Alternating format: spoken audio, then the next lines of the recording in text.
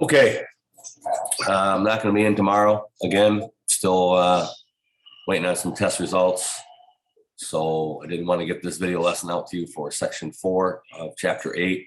Just a reminder as well that you'll have a quiz tomorrow on 8.3 and 8.4. So the 2 video lectures.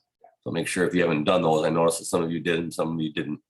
But anyways, just make sure you are keeping up on those notes. So let me share my screen real quick with you. And we'll start the presentation.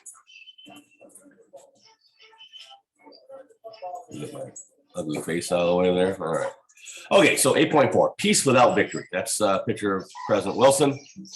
The dogs are going crazy about something over here. Not sure exactly what. Come here, Callie. Come here. Callie. Sorry.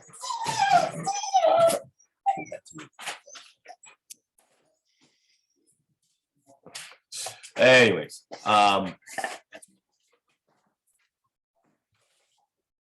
as we move in here, President Wilson's 14 points. That was part of the whole agreement. It's his plan for game plan, if you will, for ending the war. January of 1918, he makes a speech to Congress outlining these 14 points and kind of divides them up by certain segments, right? So points 1 through 4 talked about open diplomacy, freedom of the seas, removal of trade barriers, reduction of military arms, and they get really specific. It's not really necessary to know, those. Point 5 as a fair system resolve disputes over colonies. Again, not really super important for us to remember that, but just put it on there just so you can kind of go through the different points. Continuing on here with point 6 through 13, and this is what was important. So it's the concept of self-determination. And specifically, he's talking really about Austria-Hungary, which basically Wilson felt it was necessary for those people and those different ethnic groups that we've talked about in the past have the right to determine their own political status. And from that, you'll have various countries form. Austria form as a separate country, as well as Hungary. And then we talk about Yugoslavia and Czechoslovakia, Poland. So those are all parts of the former Austria-Hungarian Empire that broke up into separate countries. And then point 14 is probably the most important.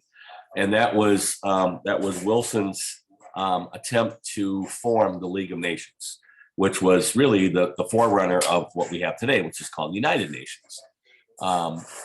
Even though the United States never did join the League of Nations, we'll get into that a little bit.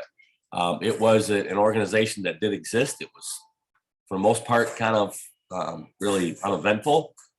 Didn't really have a lot of power, specifically because the U.S. wasn't a member.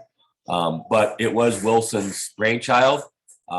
It was his kind of worst situation for him, is that he could never get Congress to okay U.S. Joining the League of Nations. But those are the 14 points. So basically, the United Nations, the League of Nations was an organization that was put together to solve some of these disputes that arose that led to the war. So it was kind of a, hey, let's have kind of a get together here amongst the nations at power and say, hey, we have a dispute here, we have a potential political situation over there. Let's sit down, have a discussion about it, see how we can, get through this without people declaring war. At the Paris Peace Conference, they voted on these things, right? And you see those 4 individuals right there were the main culprits, main people involved. We're talking about 32 nations, leaders from 32 nations joined. As my dog is eating his food now, it's driving me crazy. The big 4 here, Woodrow Wilson from the United States, he's right there. David Lloyd George of Britain. George Clemenceau from France, and Vittorio Orlando from Italy were the main focuses, although you could argue really it was the big 3. Italy was involved, but the main countries involved there were those 3. At the peace conference, there were several different, kind of agendas for each one of the countries. France and Britain, I mean, they were steadfast in wanting to punish Germany for their involvement in starting the war. Their invasion of Belgium, triggered the fighting, and Britain and France were very much stubborn in terms of they are going to pay for that. They are going to physically pay monetary value for starting the war, and those are something we'll revisit here in a little bit. As I mentioned again, ethnic groups from the former Ottoman Empire also fought for their independence. That's why today we have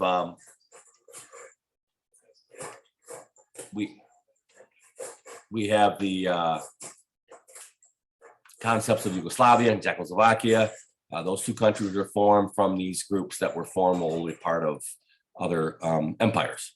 And then lastly here, delegates from Poland wanted to reestablish their nation. We kind of mentioned that a little bit earlier as well. So those are some of the things that were kind of laid out during the Paris Peace Conference. Now, along the lines of the actual agreement, the Treaty of Versailles was the actual agreement. You can see the cartoon there, reparations. Those are war payments.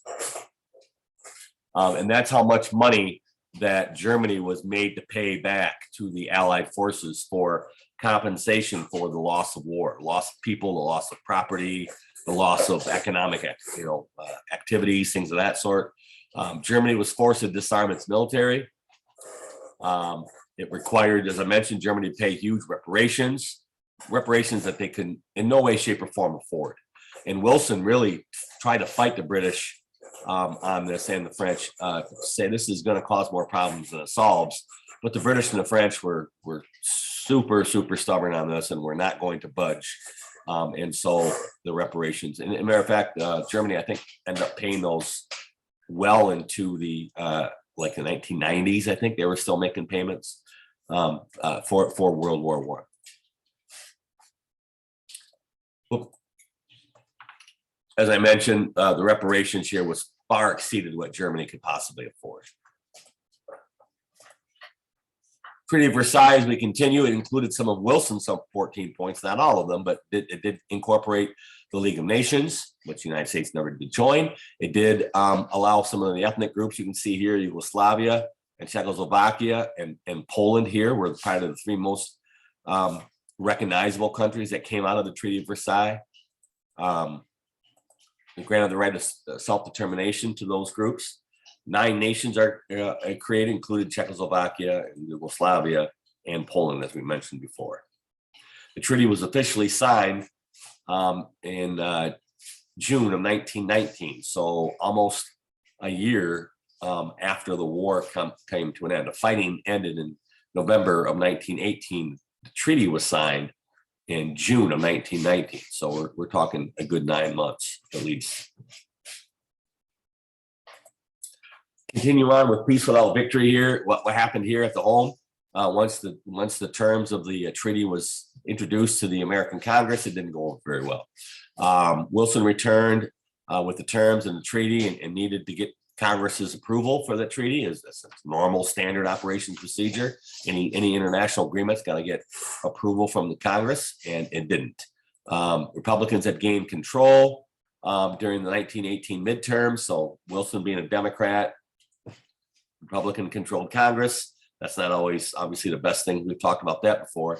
There was basically 3 groups. There were those who supported immediate approval of the treaty. Those are obviously the Democrats. And you had 2 groups that were like, either we're kind of not really going to approve the the treaty regardless. And then you had the reservationists who basically said, we'll be willing to talk about it, but there's got to be some changes made. And Wilson, really probably to his own stubbornness, decided that he wasn't going to budge.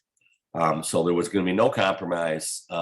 So these 2 groups here weren't able to come to an agreement with Wilson, and so the treaty was never approved by the United States Congress. Okay, so that's it real quickly for section 4. Hopefully all the information is there for you. Again, you have any questions or concerns, shoot me an email. I'm hopeful I'll be back Wednesday, tomorrow, I guess, when the time you look at this. And it all depends on how my appointments go with the specialist. So appreciate the couple emails you guys sent me asking how I was doing. I'm not feeling great, but I'm better than I was yesterday, and obviously better than over the weekend. So other than that, we'll see you hopefully on Wednesday.